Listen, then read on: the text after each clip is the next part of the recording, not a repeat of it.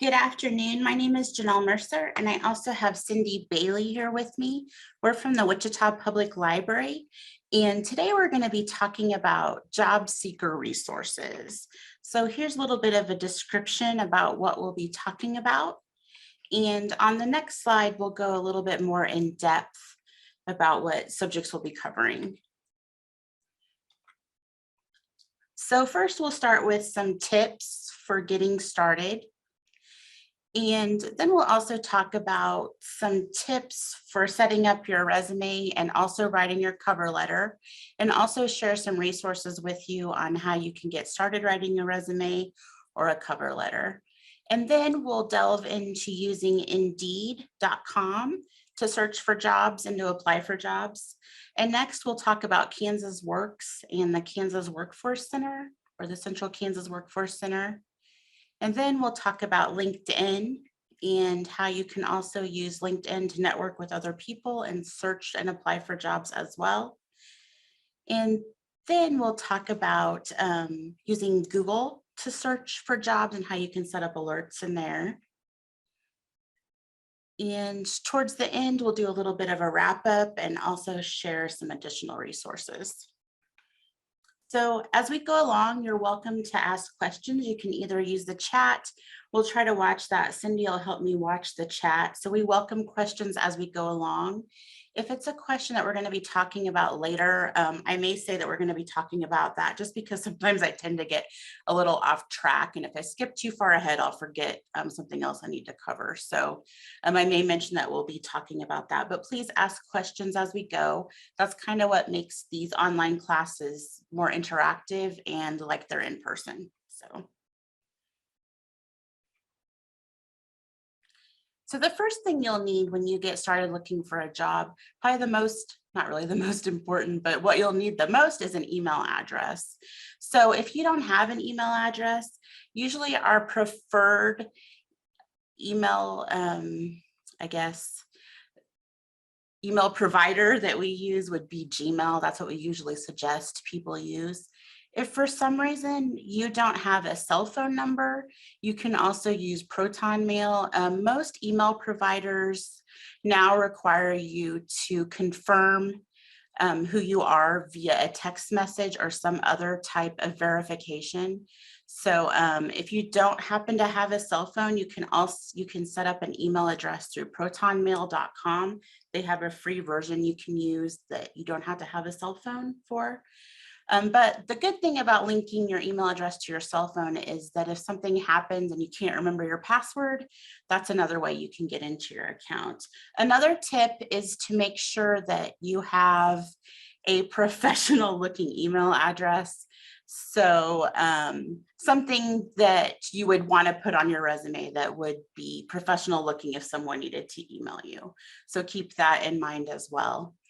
You'll also need a resume, at least one resume. You also may need multiple resumes, and we'll talk a little bit more about that.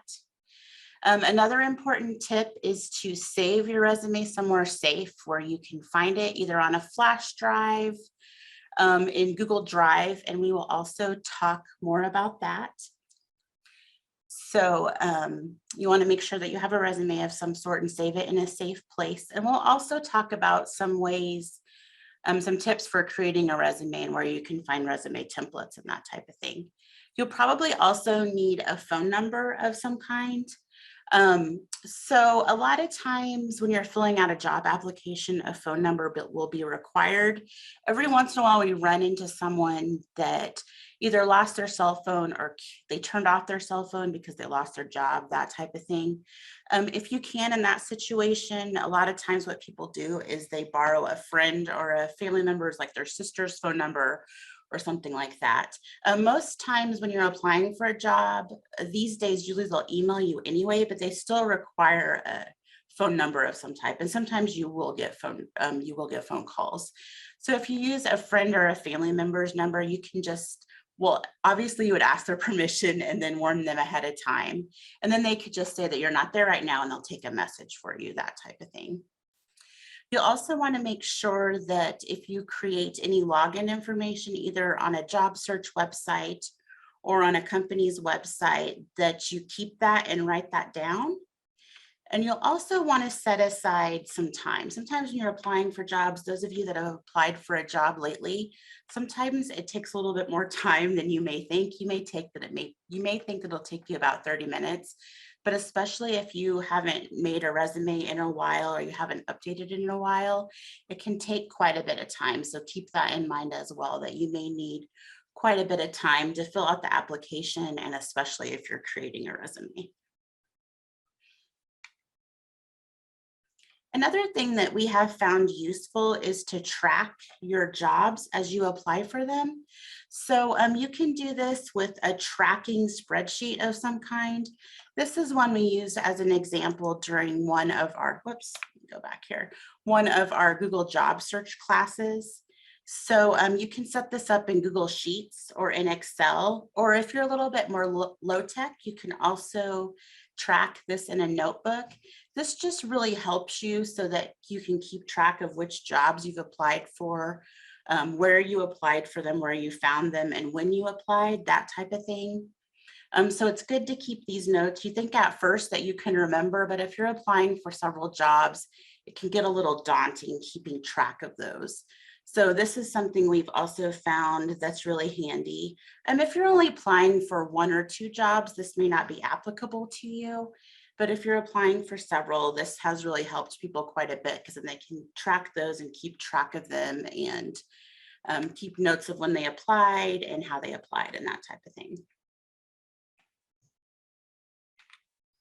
And like I said, you can also do the low tech version of this and just write it in a notebook, or if you want to keep a file and keep sheets of paper, that works as well. Just whatever works for you to keep track of those. And this is just another screenshot of it so you can see it a little bit better.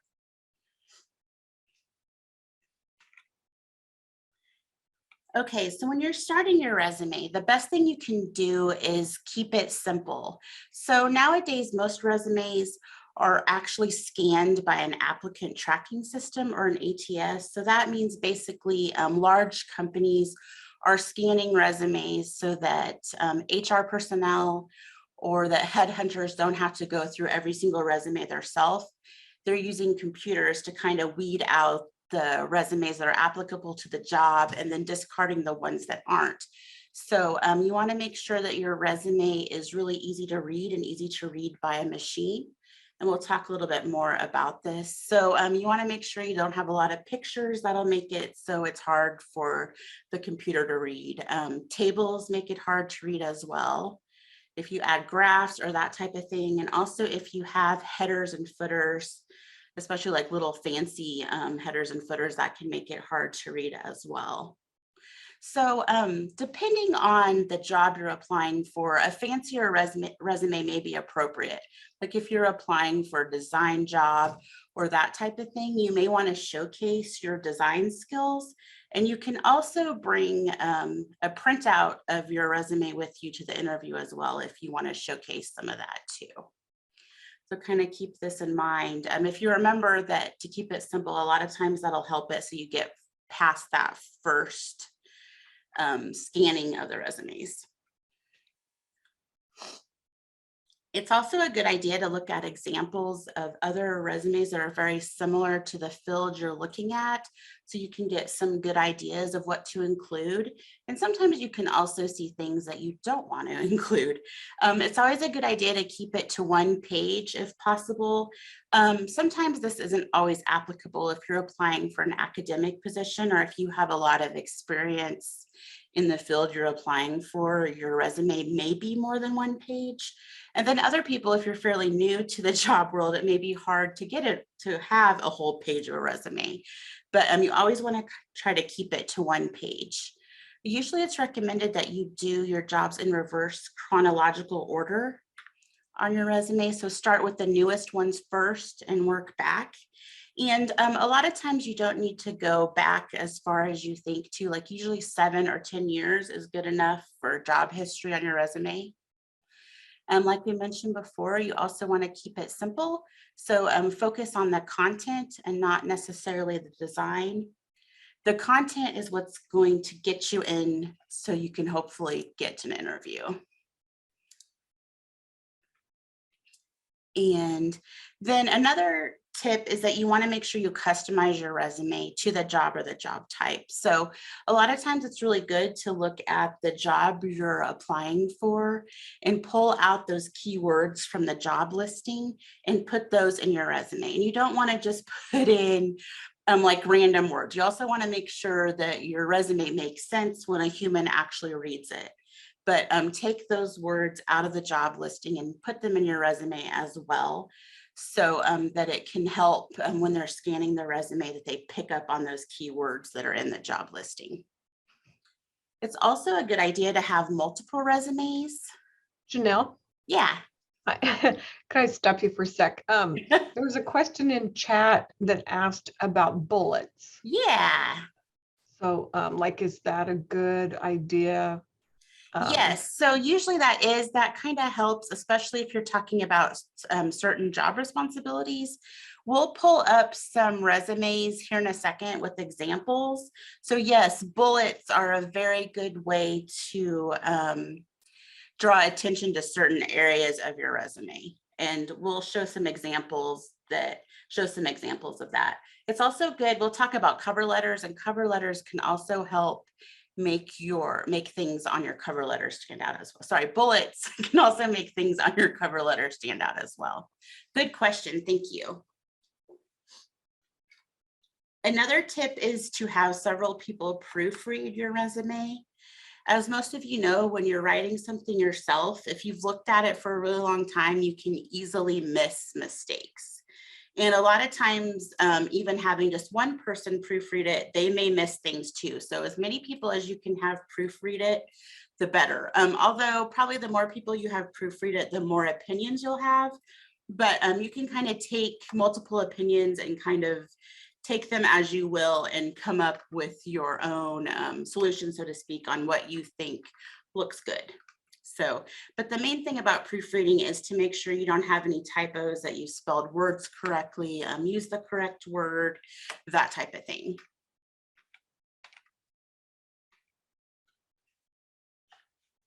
Can I just jump in here? And yeah. A lot of times I've noticed when people bring their resumes in, or when we're helping them here at the library, they'll not pay attention to the tense of their text. So maybe one section will say like, if it was maybe a waitressing job, like waitressing, cooking, cleaning, and then the next section they'll put waitressed, cleaned, so just make sure that everything kind of matches in your presentation of how you're listing out your jobs that you've done. I see that a lot with people, so that's just another thing to keep in mind. That's a good tip.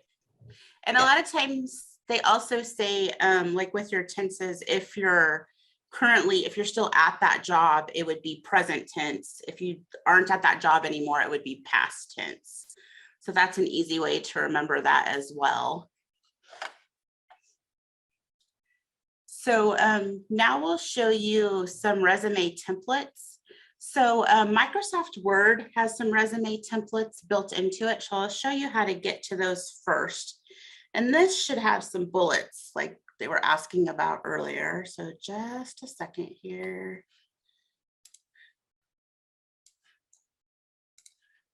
Okay, so when you open up Word, this may be similar to what you usually see. So you'll see over here that a lot of times you can easily find the resume templates. Just click over here under resumes, or you can also search for resumes and it will bring those up as well. And you'll see that some of these are a little bit fancier and have columns and tables like we were mentioning earlier.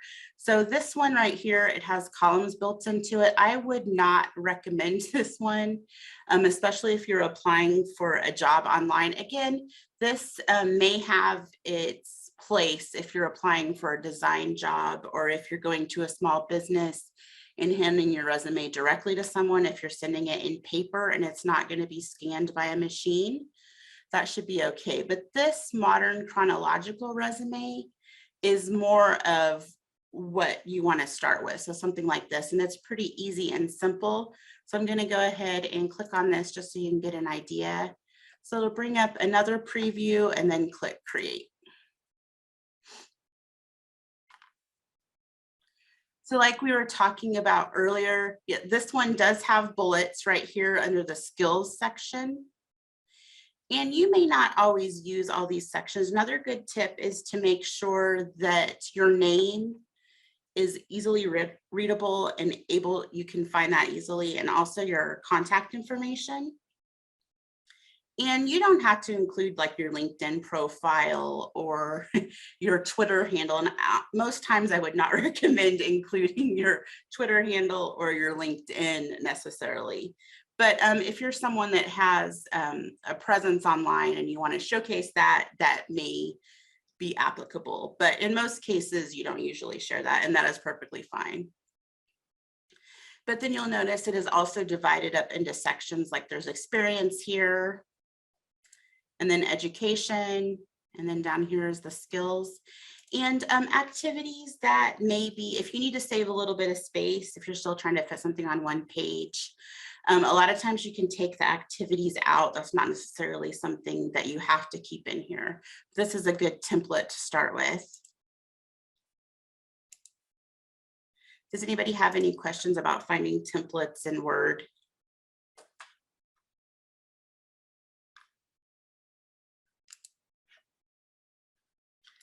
Okay, next I'll show you, and I accidentally forgot to log into our work Gmail account, so I'm going to use mine as an example, but okay. So we're going to go here. So Google Drive also has some resume templates that you can use. Oh, I see we have a question. Okay, so usually, Becky, that's a very good question. I meant to add something to that about the slides and I forgot. So usually you keep a list of references separately, and usually you don't give that to the, or you don't give that to the app, to the interviewer until they actually ask for it. So sometimes when you're filling out a job application, there'll be a section for references. So you can put them in there. Usually it is separate from your resume. So, and you don't even need to put references available upon request or anything like that. A lot of times they'll ask you for them when they're ready for them, either at the interview or before the interview. And a lot of times it's on the application, especially if you're filling out an application online. So very good question. Thank you for asking that. Does anybody else have questions about references? A lot of times they'll also ask for personal references and work references. So work references a lot of times are people that you have a working relationship with, and it's usually good to include people that have supervised you at some point. And you always want to ask your references permission before you use them as a reference as well, just so they have a heads up, and that you know that they feel comfortable giving you a reference and also giving you a good reference. And you always want to make sure that you use people that can give you a good reference as well. So keep that in mind. So Google Drive has some templates built into it as well. And the nice thing about Google Drive is that you can save your resumes in here, and you can always get to them as long as you can get into your email or your Drive. So Google Drive is built into Gmail. So if you get, or built into Google, so if you get a Gmail address, you will also have access to Drive, and you can store your documents in here. I have a folder called resumes. I'll just search and show you. I have a folder called resumes, and it has my resumes inside of there so that I can keep those, and I name them by the job I applied for most of the time, and also have the year on them as well. So it's always a good idea to keep some of your old resumes just so you can go back and look at them if you need to, if something would happen. But Google Drive is a really good place to store those. Or if you have another type of cloud storage, it's in the cloud. So you should be able to get to it from anywhere as long as you have internet access, which is also nice. But there's templates built into here. So if you go to new, and Google Docs, you'll see that you can select from a template. And you'll see there's also a pet resume. So if you need to create a resume for your pet, here it is with a picture and everything. But they have some pretty simple resumes in here. So you'll see there's this resume coral, resume, or that's letter, sorry. Resume Swiss. I'm gonna pick this one here. And you'll see it'll open up and you can start typing in it. And then the nice thing about Google Drive is that it'll automatically save this for you as well. So as you're working on it, it'll save it as you go. So you don't have to worry about periodically saving it, although it's also good to do that as well. But if you were working on this, I would recommend that you also rename it too. And this one may not be the best since it has these columns over here, but I still think it should be readable by a machine, so it should be okay. But you can see how easy this one would be to go in and fill it out. So you just make sure you put in your name and then your address. And again, it's one page. So we will go ahead and close that. So the Workforce Center, which is a really good resource, also has some examples that you can use for resumes as well. They have templates that you can just download from them. So I'll show you how you can get to that as well. And we'll talk more about the Resource Center too, or the Workforce Center, sorry. So it's basically workforce-kansas.com, or you can search for Kansas Workforce Center or Workforce Alliance of South Central Kansas, and it'll pop up. So like I said, we will talk more about them, but they're a really good resource that's available to almost everybody, and they provide help applying for jobs, as well as will help you create a resume or even just review a resume and give you tips as well.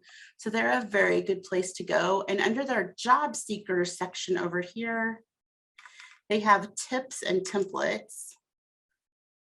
So you'll see they have some cover letter. They have a cover letter template here that you can use, and we'll talk more about that. They also have tips on cover letters, but they also have tips on resumes. This is kind of a good place to get started. They have some printouts that you can look at for tips for a winning resume, and also basic resume do's and don'ts. I'll go ahead and open this just so you can see it.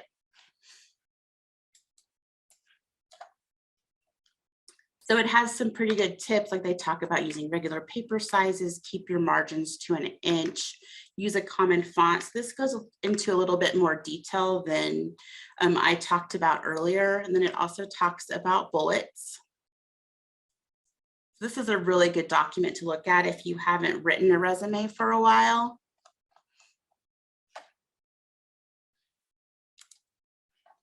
And then they also have some templates you can use. So they have a chronological resume template here that you can download and use. And you can either put this in your Google Drive, or you can save it to your computer or to a flash drive and fill it out. So basically you'd put in your name, and they have more of a career profile, but you could add a statement up here instead.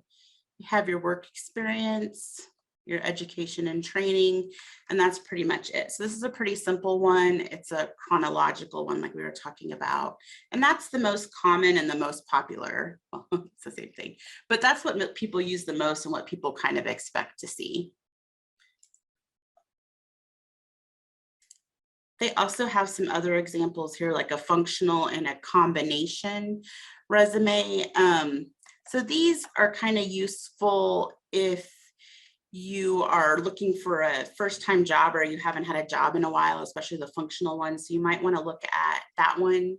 And then they also have an academic resume template and a reference list template and several other things. And they also have interview skills. So their website is really invaluable. And also they're a good resource as well. And like I said, we will talk about that a little bit more too. So keep them in mind too. You also want to be really leery of online templates. So some of you may have had this happen. You may have just gone to Google and searched for a resume template, and then you tried to print it off and they wanted you to pay for it. So the best thing is to go to Microsoft Word, Google Drive, or go to the Workforce Center and download their template, because those are going to be free and they won't charge you for those. So kind of be leery of that. We've had that happen several times at the library. Someone may not have Microsoft Word, so they're just trying to do it online. And we'll also, Indeed has a resume maker that you can use too, and I'll show you that really quickly as well. Also, when you're saving your file, you usually want to save it as a PDF document or a Word document. So this is the file extension you would use when you're saving it. And a lot of times, if you're going to be uploading your resume to a job application, it'll reject it if it's not in one of these formats. And these are just formats that are easily readable by the computer. So keep that in mind as well. And then I have these are just some screenshots so you can find the resources we were talking about. This is also an example of a simple resume format from Indeed. So this follows the same type of format we've been looking at, but you can also just look at this and start your own. You don't have to go from a template. So if you feel pretty comfortable in Word, you can just kind of start typing out your resume and use this as the basic format. So again, you want to make sure that you have your name and contact information. And a lot of times underneath that, you'll have like a summary or an objective statement. And then your history, and you always want to make sure that you include your professional history. You want to make sure you include your company name, how long you were there, and then always list your roles and achievements. And a lot of times this is where you can use those keywords and bring in the keywords from where you've worked before. Use those keywords to describe what you did in relation to the job you're applying for. And you can also use the skills section for that as well. Like, especially if they mention that they want someone that is proficient in Microsoft Excel, make sure you mention that under the skills section. So keep that in mind and pull that out of whatever job you're applying for. And then there's the education as well.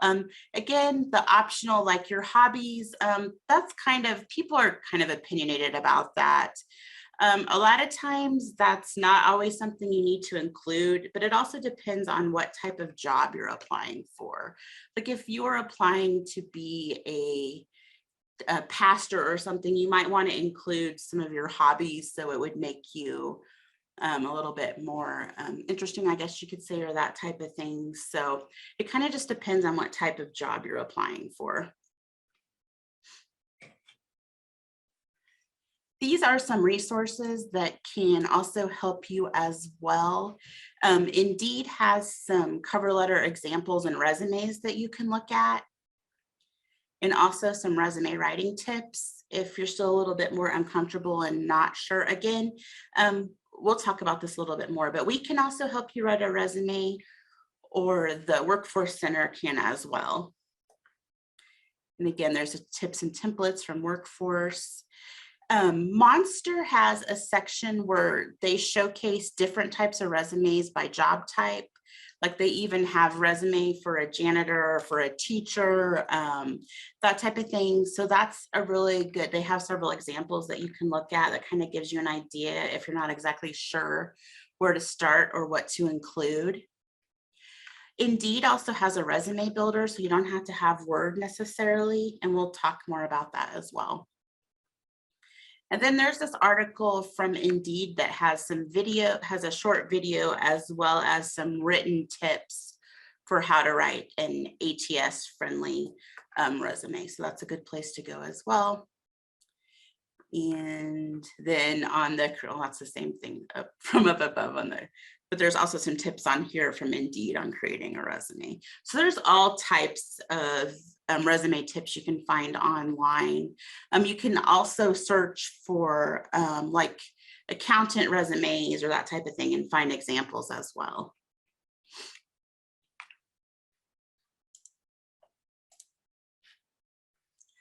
So another thing to go along with your resume is a cover letter. And sometimes these aren't always requested.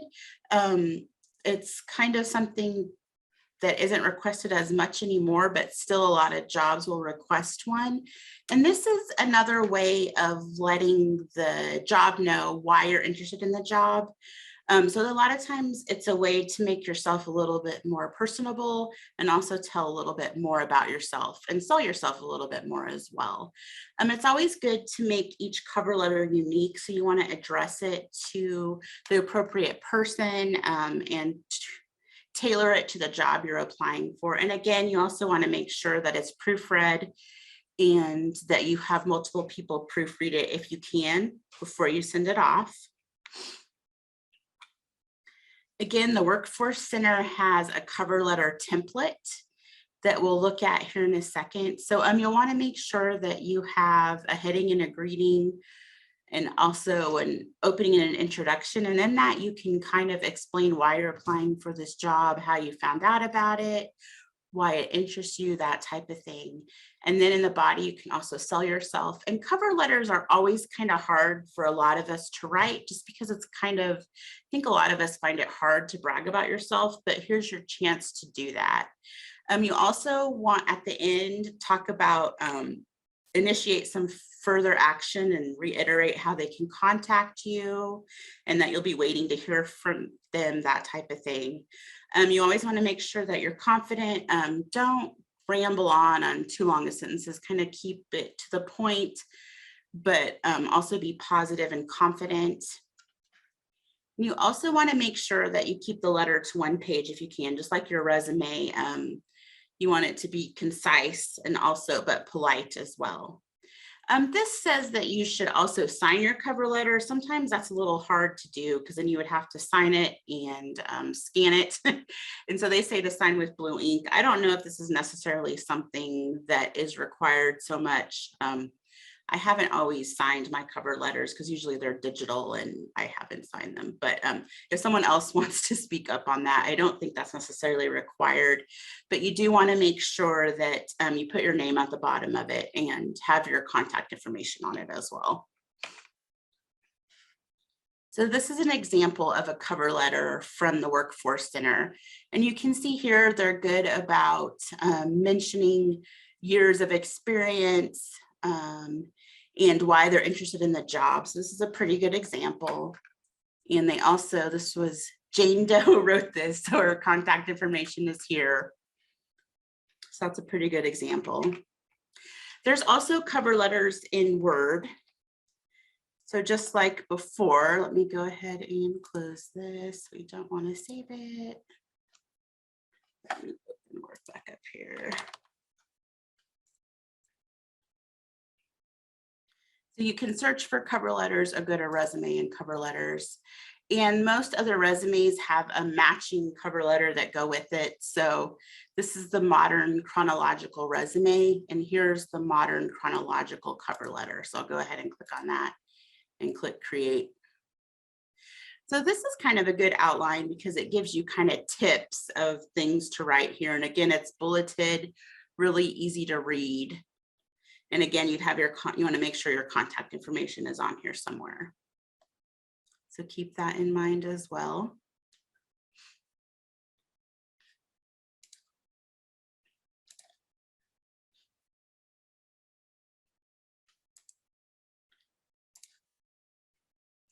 And here's some other examples of cover letters, some samples from Monster and Indeed. And these are kind of, some of these examples are good because again, it's specific for certain types of cover letters.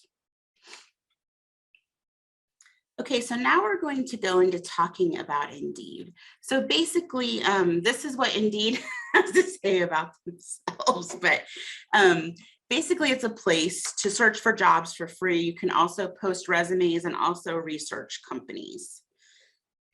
So we'll go ahead and go to Indeed and we'll do this live here. So just a second.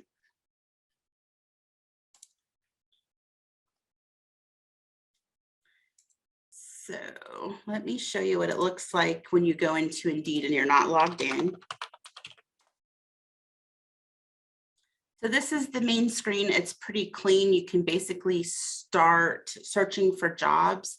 You don't have to have an account to search for jobs and apply for jobs. If you're going to apply through Indeed itself, you do have to have an account, but you can search for jobs on here without actually having an account. So I'm going to search just for like accountant.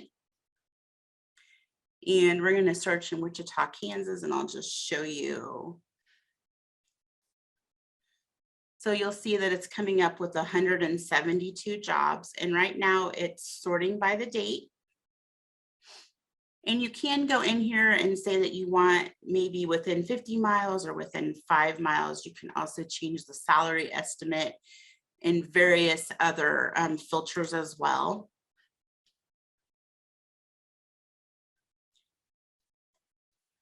So you'll see this one right here is with PK companies. And you can see the salary range and where it's located. And you can actually click on the company name and it'll tell you a little bit about the company. So we'll go ahead and click on that.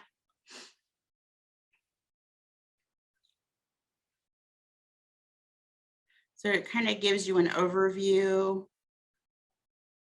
And there's also some reviews that you can read, and it also has some salaries on here, some salary information. So it's kind of always interesting to read these reviews to kind of get an idea of what people think that have worked here. And sometimes you'll usually see a mix of both good and bad. You can also see the ratings by category for each section. And then they have some Q&A as well. You can also follow a company on here if you want to follow one, though you would actually have to have an account. And I'll show you how you create an account as well. We'll go ahead and go back here. Another thing when you're looking at a job is to see how long ago it was active. So this one was active 3 days ago. And you can see here's the full job description. So this is where you would go in and pull from the keywords and create your resume if you wanted to apply for this.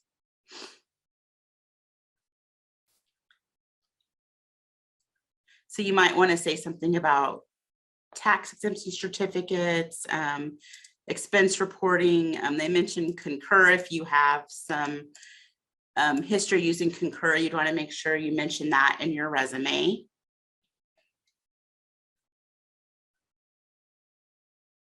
And they also have the skills and experience perks.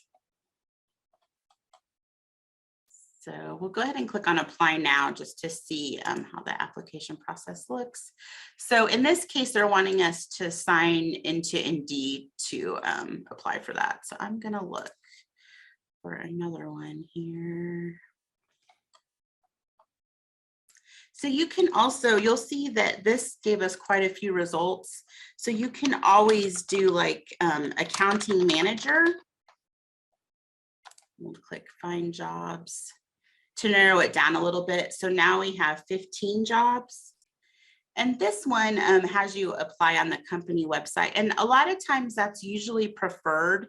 If you can apply on the company website, that's usually the best thing. And a lot of times I would recommend if you find a job on here to go to the company's website and just see if they have the job listed on their website. That's also a good way to make sure the job is still active. So here's quite a few here. And this is also a good time to mention that if you're interested in a particular company, a lot of times you might want to follow that company on social media or just check their website periodically to see what type of jobs they have listed specifically on their site. Like if you're looking for Textron, you can search for Textron Careers, Wichita. And this is a Google job listing. We'll talk a little bit more about that, but you'll see here that they're listed on Indeed too. But you'll see that Textron also has its own career site. And that's usually the best thing, is if you can go to the actual site itself and apply there. So a lot of times you may use Indeed more to find the positions and see what's out there, and also look at the company's information and maybe see what other jobs they have listed as well. But a lot of times you may want to go directly and apply on the company website. So here we could also click on apply on company websites. Go ahead and click on that. Oh, and it's wanting me to create an account. So, and you don't have, like I said earlier, you don't have to create an account on Indeed, but I'll show you if you wanted to, how you would do that. So I'll go ahead and click on sign in. Then you'll see here, I'm just going to put email address.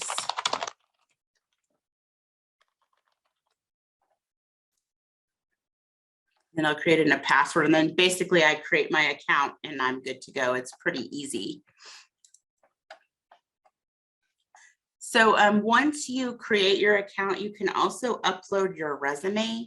So that's kind of a personal decision. When you upload your resume, you can decide whether you want it to be public or private.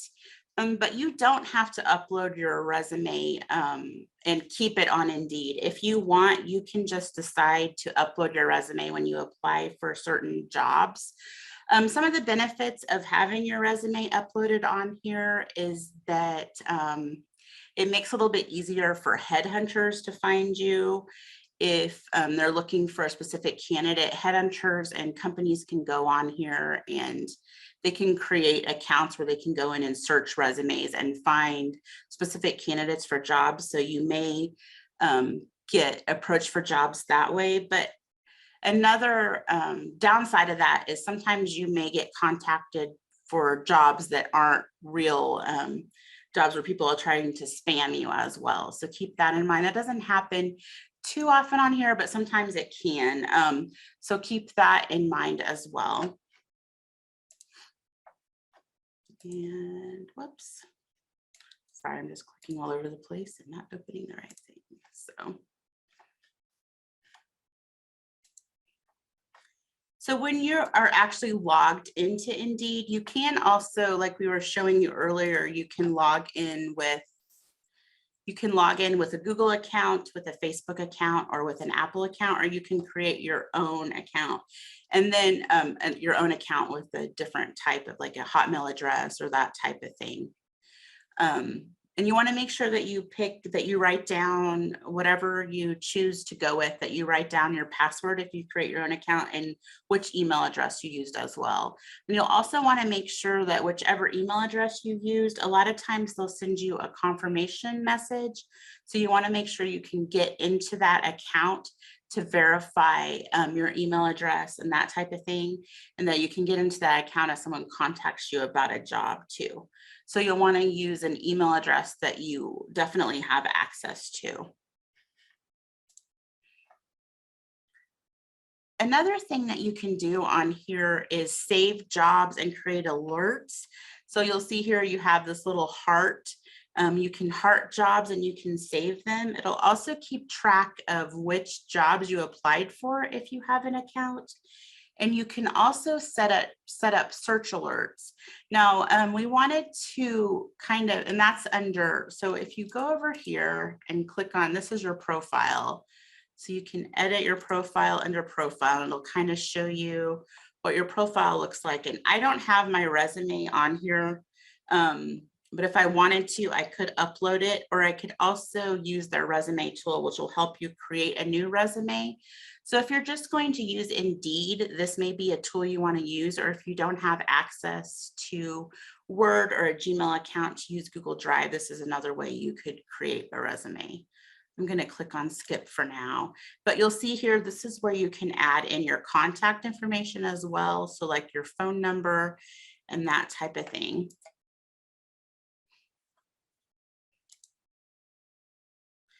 Then you can also track, it'll track the jobs you've applied for as well, as long as you're logged in. So it'll show you that, it'll show the jobs you've saved. the ones you've applied for. It'll also show interviews, or you can archive jobs as well. There's also a review section. So if you review the company you work for, a company you used to work for, it'll show up there. Then you also have your email settings. So you can go in here and set up a daily job feed if you would like. I would be really cautious about doing this. We've had some people do this that we've helped at the library, and they're kind of overwhelmed with the number of job alerts they get every day. So either make sure it's a really specific alert for something specific, like accounting manager, or just something that's not going to give you a bunch of results every day, so it's not so overwhelming. And I don't think I would sign up for their career advice either, but if you want to, you can. I prefer to go find that type of thing myself. I don't usually sit down and read email like that I get, and a lot of us get so much email anymore that it can be a little bit overwhelming. So, but if you wanted to, you could turn on a daily job feed, and it would send you emails based on your preferences and your activity for jobs you searched for before. And you also have some other settings in here. And then this is also where you can go and close your account. Like, let's say you've been looking for a job for a while and you found one, you can go in here and close your account if you'd like, which is nice that you have that option. Or you can keep it available, and if you had your email settings turned on, you could go in and turn that off too if you didn't want to get those anymore.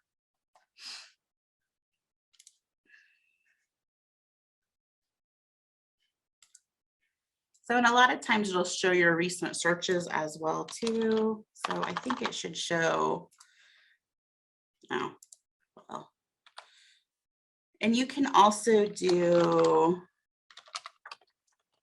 and again, you want to make sure you do the quotes.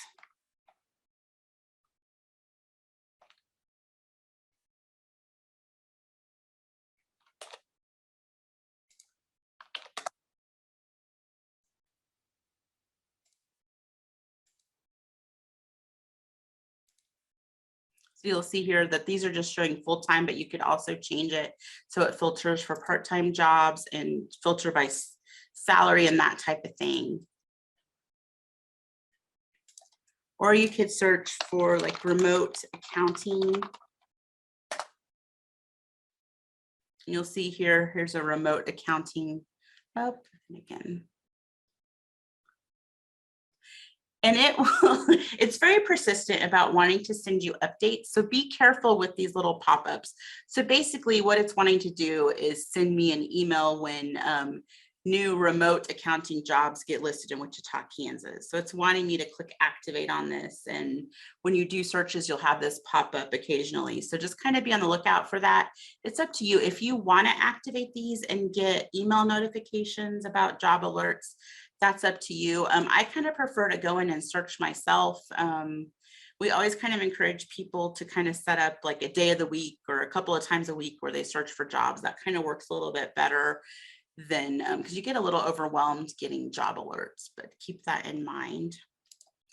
Let me go back here and see if there's anything I forgot when talking about Indeed. And of course, there's more that you can do with Indeed. Oops, I didn't mean to go that far back.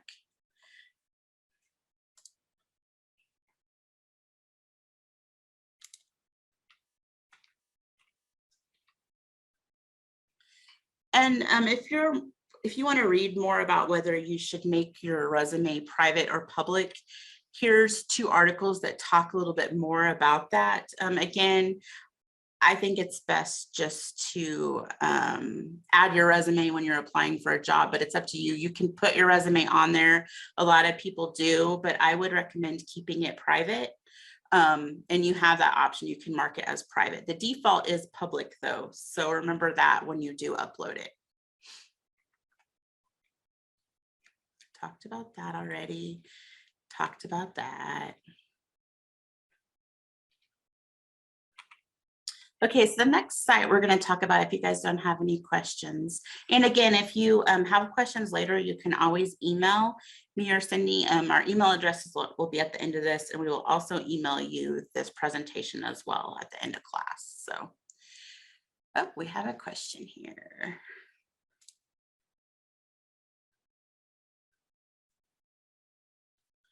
So someone's asking, with so many types of resumes, do you have a recommendation for the best type of resume for individuals who have worked at the same company for years and are now starting over?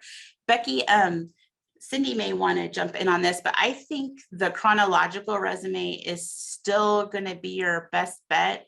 And I think you can use that to highlight the skills you had with your job before, and also highlight how long you were there.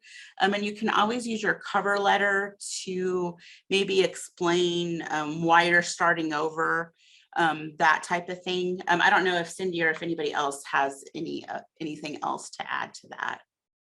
Yeah, I've seen examples of like functional resumes, I think Yeah. is what they're called, and they kind of focus on your skills, and that, you know, you can list your skills and your you emphasize your skills and your knowledge and your experience, rather than like a chronological list. Like I've seen resumes where you don't even put the dates on there, but usually they're called functional resumes. You can find examples of them. But you just remember to like focus on what you've done rather than what you maybe haven't done, if that makes sense. And this is an example of a functional resume.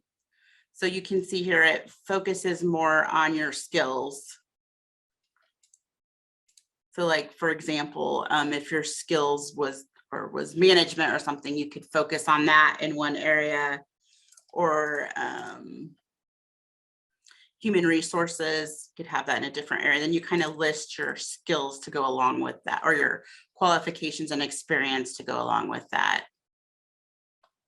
And this is a blank one, so it's kind of hard to imagine, but you can also Google like functional resumes, and if it's like for a specific field, you should be able to find some examples of that as well. And this example is from the Workforce Center.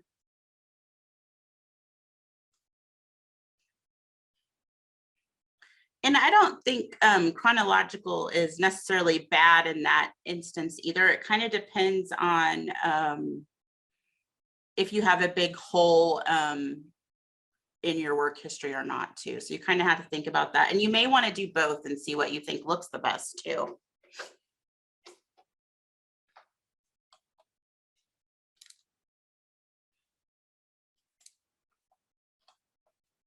So we always like to mention the Workforce Center.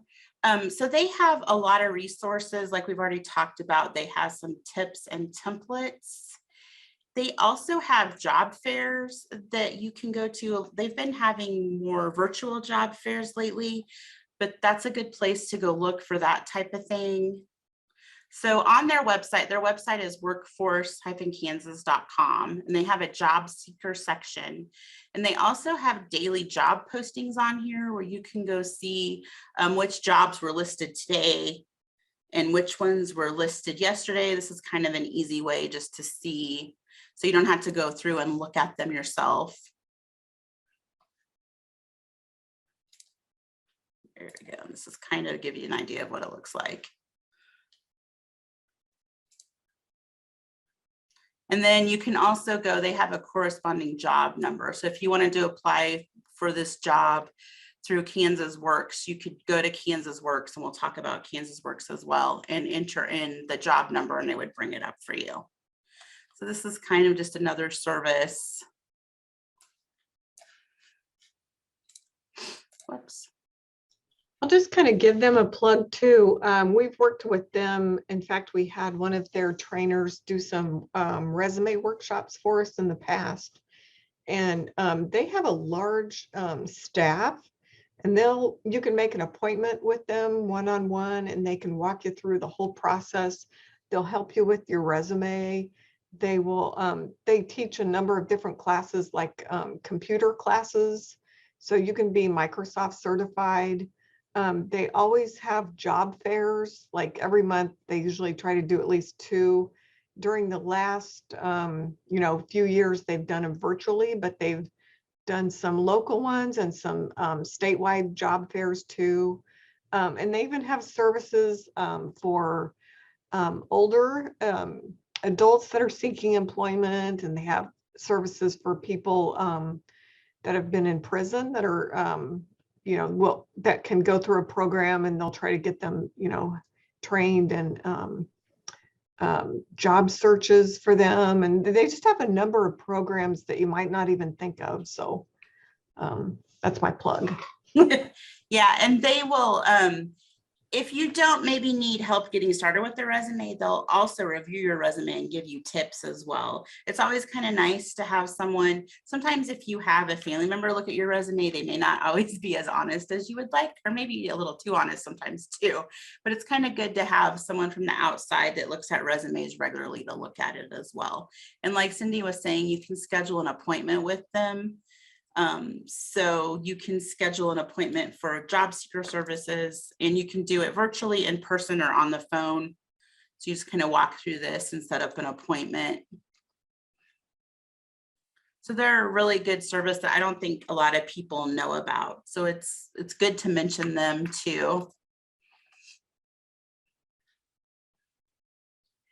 And they also help with, they have a site called Kansas Works. Well, it's not through them, but so this is a place, and then we'll also mention job fairs on here as well. So you can go in here and search for jobs as well. Again,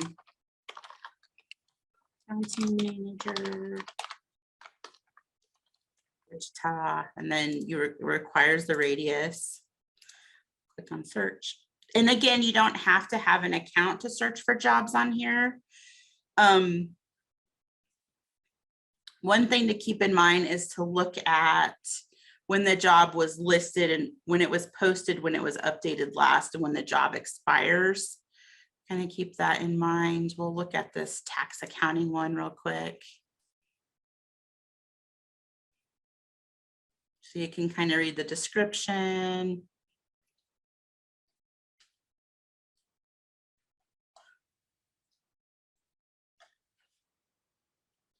Then it'll tell you how to apply. And it's going to make you sign in. But in this case, since this is a job from Coke, you could go out to Coke industry sites and see if you could find it as well that way. But you can create an account with Kansas Works, and you can also get alerts on here. So it's kind of confusing how but if you go to the job seekers page here, you can create an account on this create one now link. So for a Kansas Works account, they do ask for your social security number. And the main reason they ask for this is because people who are receiving unemployment assistance are required to create an account on here and apply for jobs. And they also use it to check and see if you already have an account on Kansas Works. So it's through the federal workforce program. So kind of keep that in mind. They say they keep it secure and confidential. But that's just something, if you don't feel comfortable giving that out, you may not feel comfortable creating an account on here. But it's another place you can go and search for jobs. You can also see employers can create accounts on here too. So you can upload, this is another place where you can upload your resume and employers can search for you too. So you can put it out there, and then people who are looking for employees can search your resume as well.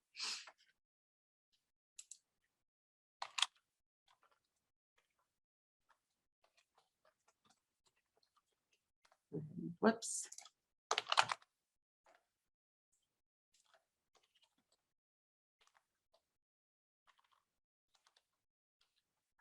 And again, the radius. So we'll do 10 miles this time. So again, you have filters as well. So if you wanted remote work, there's 39 of those. You click on yes, and then it would narrow this down even more.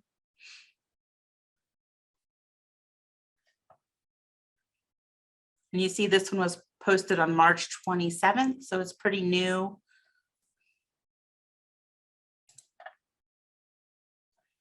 And again, it's always good to look at the employer. So this is from Account Recovery Specialists. It talks about working from home and their benefits.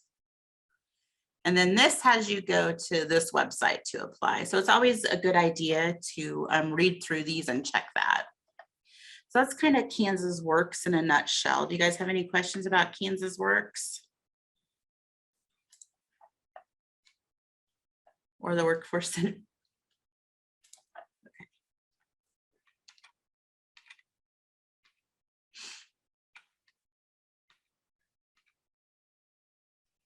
So the next thing we're going to talk about is LinkedIn. So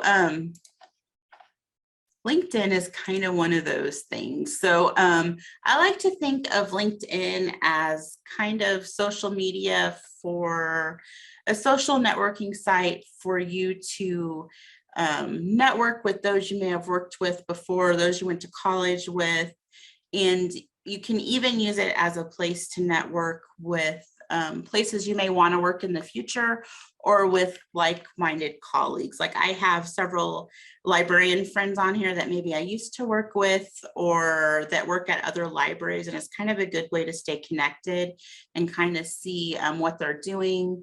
And if they change jobs, it's an easy way to see where they are now if you need to contact them for something. And a lot of times people will share jobs, so it's another place to find job listings as well. So you'll see here there is a job section, and again, you don't have to have an account on LinkedIn in order to search for jobs. So I'll go ahead and show you that here.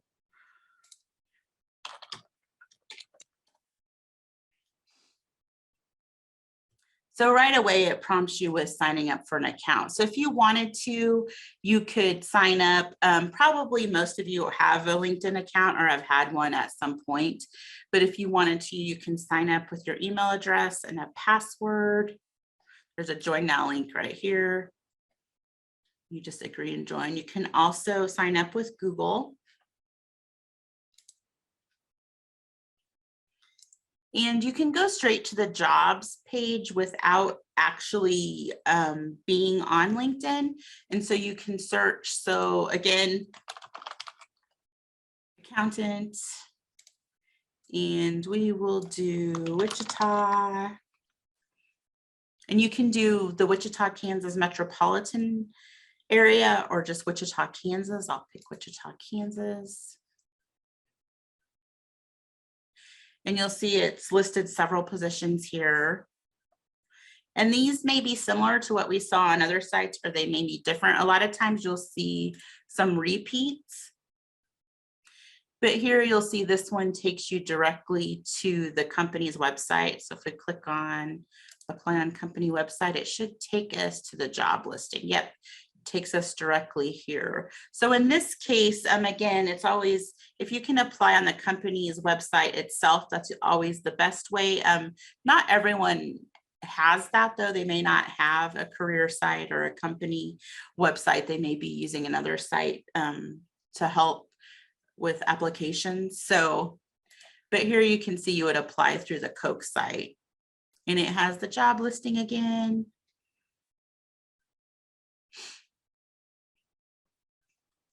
And again, they list Microsoft Office, so it would be good in your resume to make sure you mention Microsoft Office and Excel.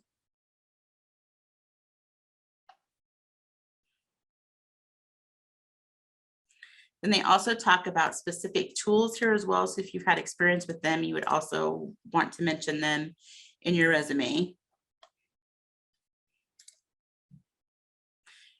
You can also use LinkedIn to track jobs you've applied for as well, or you can save them if you want to look at them later. Like maybe you were at lunch and you happened to find this job and you wanted to save it so that you could apply for it later. You would have to have an account for that on LinkedIn, but you could save it. And the same with the other ones. On here, a lot of times it'll well, this one, it's been listed for 3 months. So in this case, you would want to go out and make sure it's still listed on the Spirit Aerosystems page,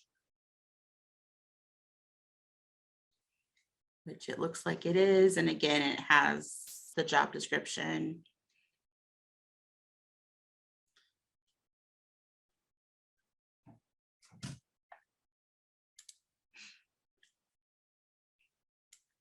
And again, you can narrow it down by accountant or senior accountant.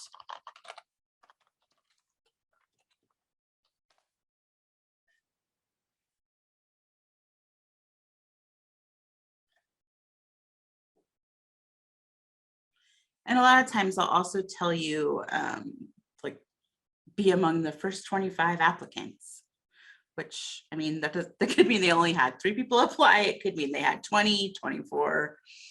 And then again, it has you go to the company website to apply, but it also shows you the description here. And the idea with LinkedIn is you can also see who works here. And a lot of times you can use those connections to maybe either talk to those people and see if it might be a place you want to work, or see if they can maybe put in a good word for you, or if you could use them as a reference, that type of thing. So that's kind of the benefit of looking at jobs on LinkedIn, is you can see who else is linked to that company as well. So I have my account pulled up here. There's a couple of other things I wanted to show you guys with your profile. So some of the tips they mention is to make sure that your profile is up to date and that you have an updated picture. I think that's kind of up to you whether, I think a lot of places sometimes, well, not, I don't know if LinkedIn is a place where a lot of places are looking for candidates, but sometimes they are. You can also set your profile to show that you're open. So recruiters will see that you're open to work. So there's an option down here where you can click open to, and you can put that you're open to finding a new job. And the idea is that it's only supposed to show recruiters that. It shouldn't show other people you work with. And LinkedIn is supposed to protect it so that if you have a recruiter from where you currently work, that they shouldn't see that. So that's one way that you can make it so your profile is open to recruiters. Businesses can set up recruiter or talent scout accounts on here. So they can, they pay a little bit extra, and then they have a little bit more, they have more access to like your information on here. But that's a double-edged sword. You may not want that information out there as well. But if you're looking on possibly getting headhunted, LinkedIn is kind of a good resource for that. And you'll want to make sure that your profile is up to date and that you have a pretty good profile with what you do at your job currently and your job history. So keep that in mind. I don't usually, mine's not too up to date. My picture's kind of current, but I don't really have, I'm not showing that I'm open to jobs right now. And I don't really have a lot of what I do on my LinkedIn profile. But if you are looking for recruiters to find you, that's one way. You can also go on here and search like for recruiters for aircraft. And it'll show jobs first, but you can also search for people. And it'll show you recruiters or talent acquisition profiles that are on LinkedIn, and you can follow those people if you want, or you can connect with them or even message them if you want to. So that's another bonus on here. I just searched for recruiters for aircraft, but you could search for different types, or talent acquisition manager or talent acquisition, I guess is more of what the word they're using nowadays. But so that's another added bonus with LinkedIn. It's just kind of another way to get yourself out there and make connections, and another place you can look for jobs too. You can also set up alerts so that you get notified when certain jobs are listed related to what you searched for before as well. So let's see here, settings of privacy.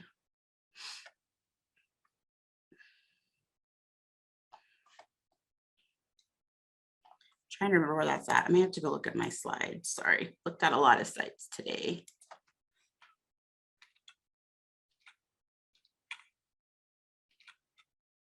Oh, there's the job alerts. Okay, let me go back here. I'm going to go back to LinkedIn and go back to the jobs.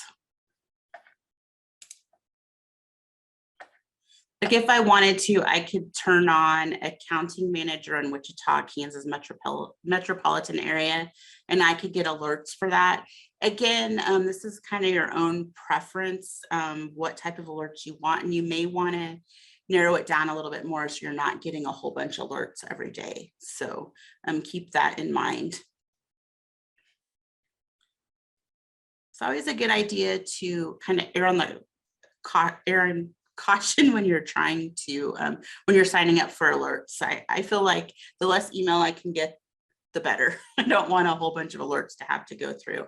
I kind of like to having more control over that myself and looking on my own.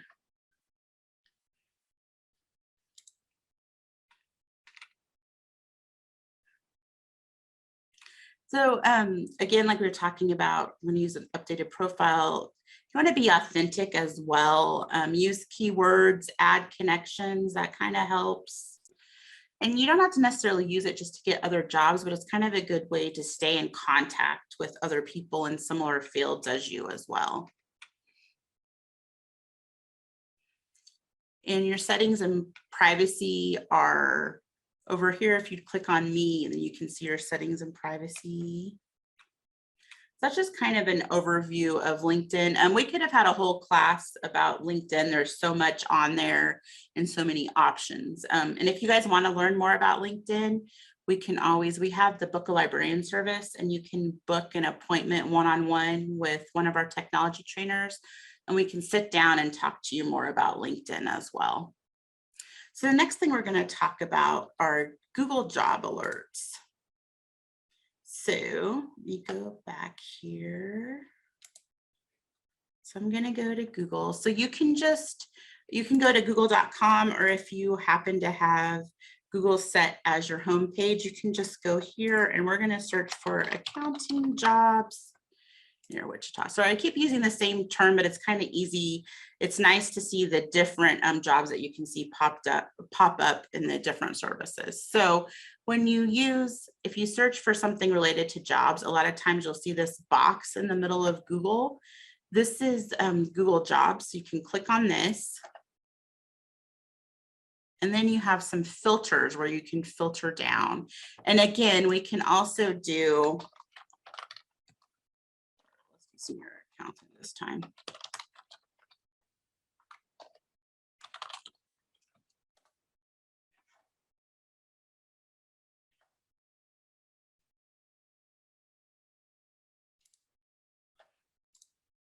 I'll see there's account. Oh, I did account. So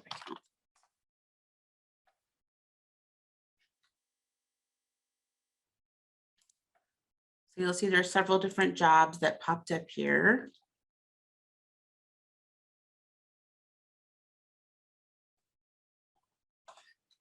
And you can also filter these down if you wanted to.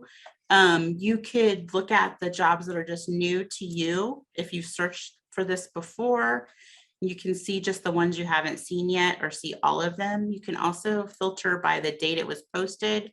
So let's say I looked last week. I just want to see the jobs that have been posted in the past 3 days.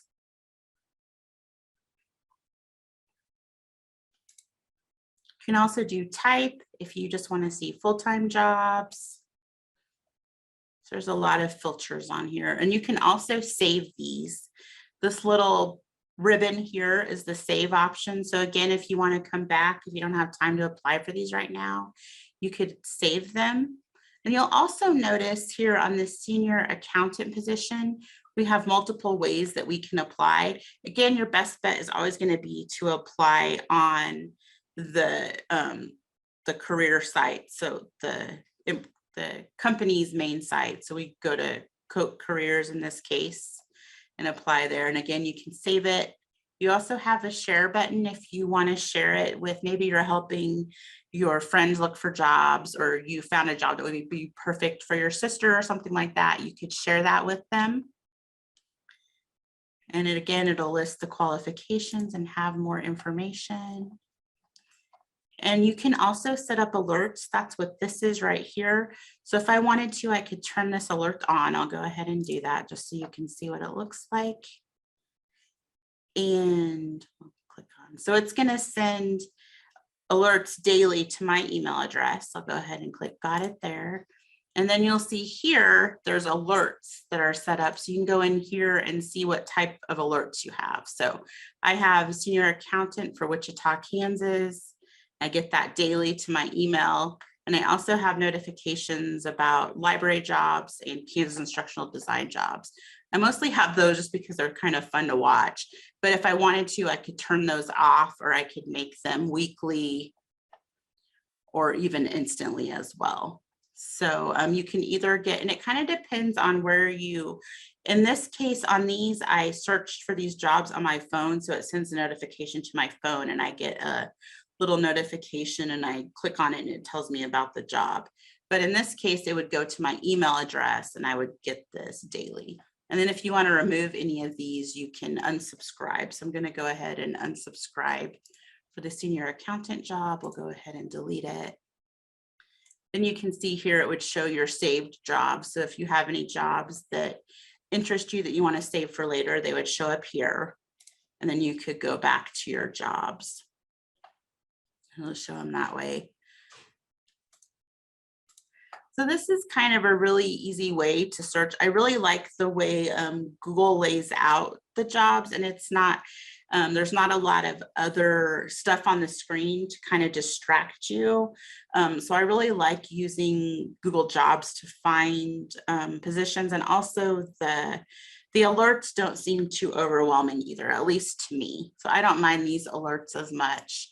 And you will have to have, in order to get the alerts and save the jobs, you will have to be logged in with your Google account. So keep that in mind. But again, you can use this without being logged into Google. You can also search like jobs for veterans.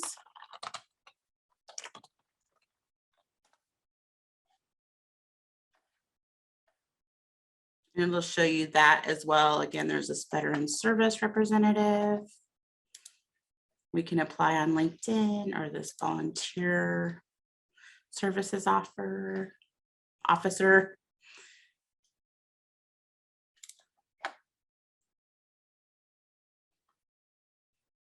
So you'll see this one is for Advanced Auto Parts, and they're looking for military veterans. And you can apply on Recruit Military, which is a military recruiting website, or Kansas Works Veterans Jobs. So we have a couple of options there.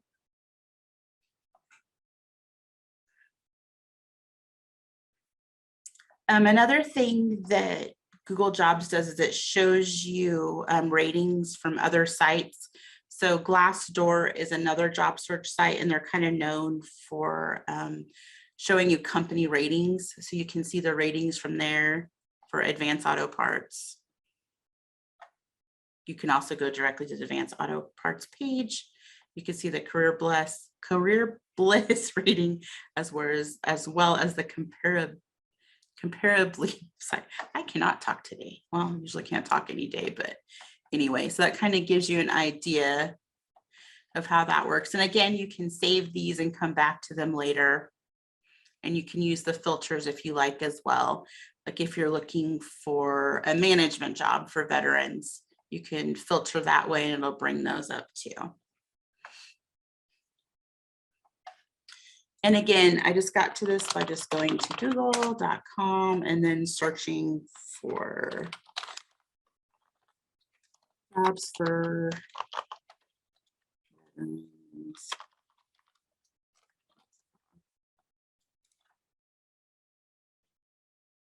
And again, it's this little box here in the middle. You can also search for jobs near me. If you have your location on, you have to have your location.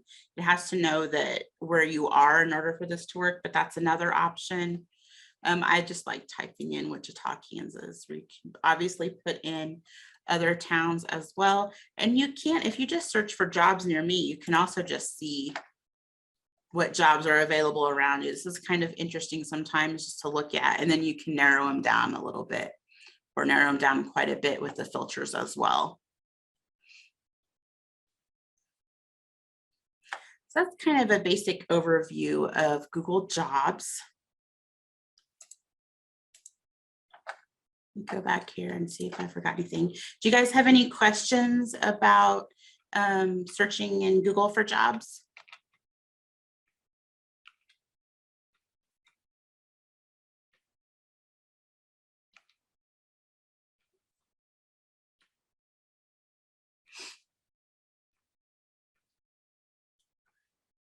Okay, the next thing we're going to talk about are job scams. So the bad thing about looking for jobs online and putting yourself out there is sometimes it can make you a little bit more vulnerable to being scammed. So it's really good to kind of use your gut and think about if someone contacts you with an unsolicited job offer for a job you didn't apply for, really think about whether it sounds too good to be true. Are they paying a little high relative to other jobs in the area or similar jobs in the area? Are they talking about quick money and how you can get paid quickly? Is there a sense of urgency? You also want to watch out for poor grammar and spelling as well. That's also a big giveaway a lot of times. Are they also portraying a large company? Are they saying that they have a job for you with Walmart, but they're actually not Walmart? Check the web address, see if there's a phone number and an address that you can verify. If they also ask for like bank account information or social security number information or other personal information right away, like on the job application, that's also a red flag so watch out for that. If you're not sure, it's always a good idea to ask someone else to look at it with you and maybe see what they think as well. So it's always good to use your gut and think about that. And that's why it's kind of nice when you're looking and applying for jobs yourself, you're in control over that. And you're actually going to the company website or looking at listings that you know are real, and you're applying for those on the job website or another reputable website, and so you know that they're okay. So kind of keep that in mind. The FTC also has a good site that talks a little bit more about this. So if you'd like to find out more, if you want some more tips, this is a good place to go, and I have that saved on the last slide. And there's some examples in here, like especially if they want you to ship stuff to other people or resell merchandise, that type of thing. A lot of times there may be like a virtual personal assistant job or a nanny or a dog walker, that type of thing. Be on the lookout for that. So if you're not sure, you can always ask somebody else. You can call and ask us, and we'd be glad to help you look at a job as well. And then they have some other sites too, or some other tips as well.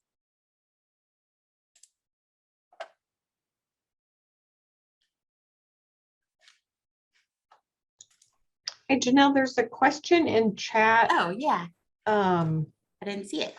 Said something about logging into Google. I'm not quite sure. Maybe I understand the question. Oh, I don't see it. Oh, okay. I wonder if they sent it to you. Oh, let's see. Oh, yeah, I guess so. Let's see. To log into Google, do you use your Gmail account? And I Oh, said you can do simple searches in Google, but we'll need an email to apply for jobs. so I think they're asking, I can pull up.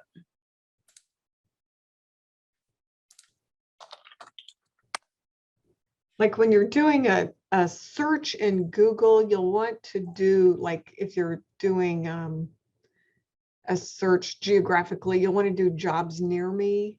Yeah. And maybe, is that what you meant? Like you'll have to have your location turned on your device or your phone or your Yeah, laptop.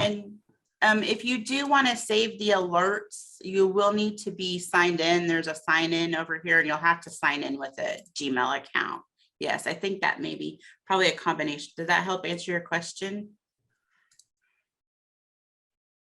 Yeah, there's a sign in here, and you would sign in with your Google account, and then you could save your searches and sign up for alerts.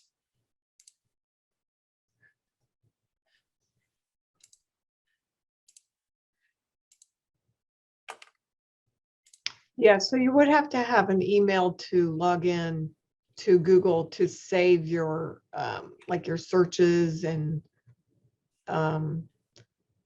that kind of information.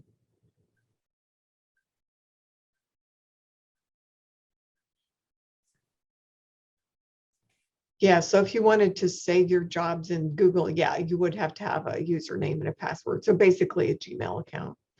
And then also, just while I'm thinking of it, I think you mentioned this, but I'm not sure.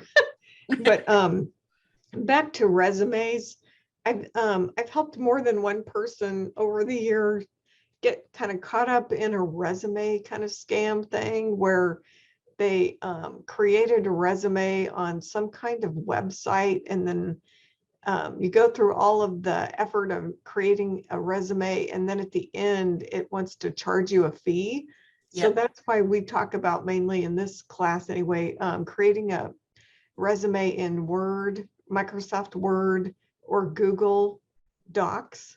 Then you can save it to your and save it digitally, and those are free. So you can always save your document and send it to yourself in your email to save it digitally, or save it in your Google Drive space, and then you'll have it wherever you go, and you can always have access to it. But just be leery about creating a resume someplace that you're not familiar with. So Yeah, definitely. We have that happen quite a bit. And, yeah. like she was saying, they make you pay for it after you did all the work so that you can either save it or print it out. So yeah, and if you don't have a computer that has Word, or if you need help with that, all of our library computers have Word on them, or we can also help you get into Gmail and show you how to use Google Docs to create your resume and save it there as well. So just a quick wrap up, just kind of to go over some of the stuff we talked about. It's always good to save your documents in a safe place, like we were talking about with Google Drive or a flash drive, if that works best for you.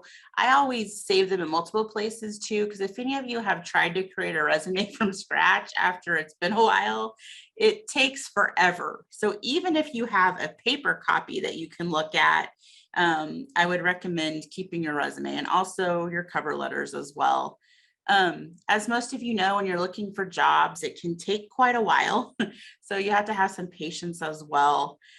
Check your email regularly. Someone may email you instead of contacting you by phone. So check that. It's good to maybe check your email once a day at least. And sometimes some of that stuff will go to spam as well. So be sure to check your junk or your spam folder. Keep your login information in a safe place so that you can at least get into your email and get into any job search sites that you've been using. It's also good to protect yourself and your information too, and watch out for those job scams and those resume templates like we were talking about. Oh, I see a typo here. Manage your notifications. That's supposed to be manage your notifications. Sorry. So you also want to watch your notifications. So if you feel like you're getting too many job notifications, you can always turn those off or customize them so you're not getting as many. Maybe you don't get one every day. If you're getting too many Google notifications, you can change that to weekly. So keep that in mind. And then it's also good to check if there's a certain place you're really interested in working, check their website regularly, or their career website. Like Walmart has, most big companies have their own career websites. So you can watch those, or if you have a contact at that company, that's always a great way to get information about new jobs as well.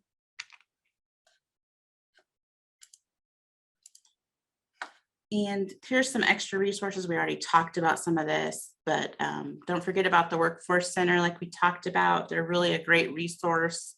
Indeed has a lot of help articles. You can also find just videos on YouTube to help you as well. And here's an article on how to write ATS friendly resume so that it's easy for scanners to scan, and then an article on creating a resume as well. And there's some other job sites. I know we're over time, but I just want to talk about these just to mention them because some of you have probably heard about these. This isn't all of them. This is just some of the other popular ones that you may have heard of. These are okay to use too. We were just focusing on some of the big ones today. And then if you have any questions, here's my email address or Cindy's email address. We'll be glad to answer those for you. We also have our Book a Librarian service. We encourage you to create an appointment. You can call us at the library. Right now, we're only doing Book a Librarian appointments at the Advanced Learning Library downtown. A lot of times, these are usually an hour, and we can do whatever you want if you want to work on a resume or if you want some help applying for a job. Sometimes the job application process can be a little daunting. We'd be glad to help you with that if you haven't applied for one in a while, or if you got a new phone and need help with that as well, we'd be glad to help you too. So thank you so much for coming this afternoon. It was good to see you all, and we can stay a little bit longer if anyone has any questions. We'll also post, you should have gotten in your email an evaluation link, and we'll also post that in the chat here in a couple of seconds as well.